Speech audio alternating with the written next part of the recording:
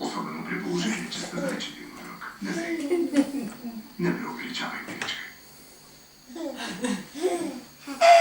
Покажи се на тати. Много голяма грешка допуснах.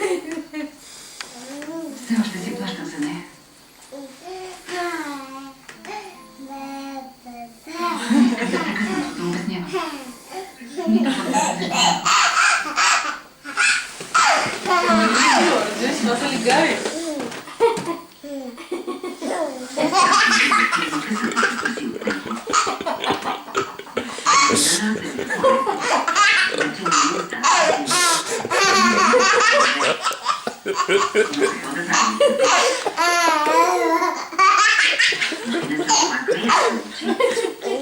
Ами то ще е ума за само.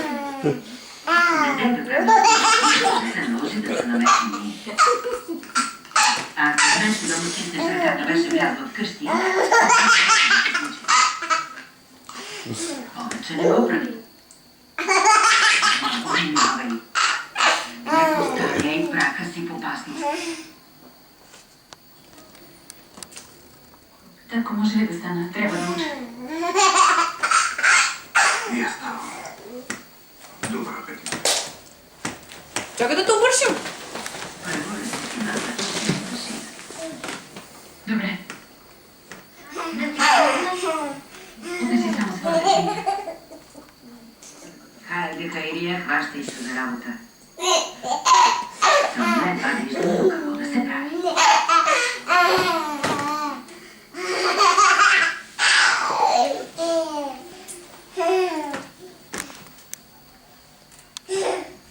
Чакай, да те обършим, мама. Бос?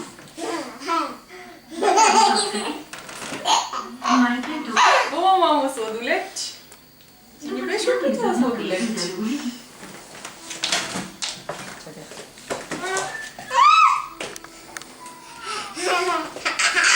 Здравейте, добре дошли. Здравей. Сине. Хайде при мама. Миличък. Липсваш ли ти, татко, сине? Хайде, иди при татко. Вземи го. Здравей, момчета. Вземи ти. Айде, стига вече толкова. Айде, мама го изяжда, защото... Да, още малко, още малко. И то за повече от Мамо, той се повече скъпи. изкуство. Той се скъпи, Иван, той вече не е студент. Освен, че взех комисионно, си разделихме цена. Много се радвам, скъпи. Много се радвам.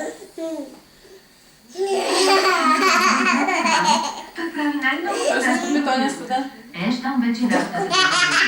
Сега сигурно ще сложи. Много се вижда. Кога ще сключите брак? Майко, Ще кажа, нито едно от другите деца няма такава страховка като... Няма, Не слушай. знам. Още не сме го осъдили. мисля, че трябва да го направите.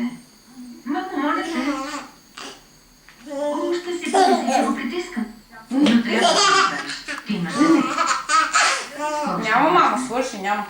Няма. Какво ще стане тогава? Родителите Няма. са съжалени. Не стига, че разбери предишния си брак, а ще останеш сама с Теб не е дете. това.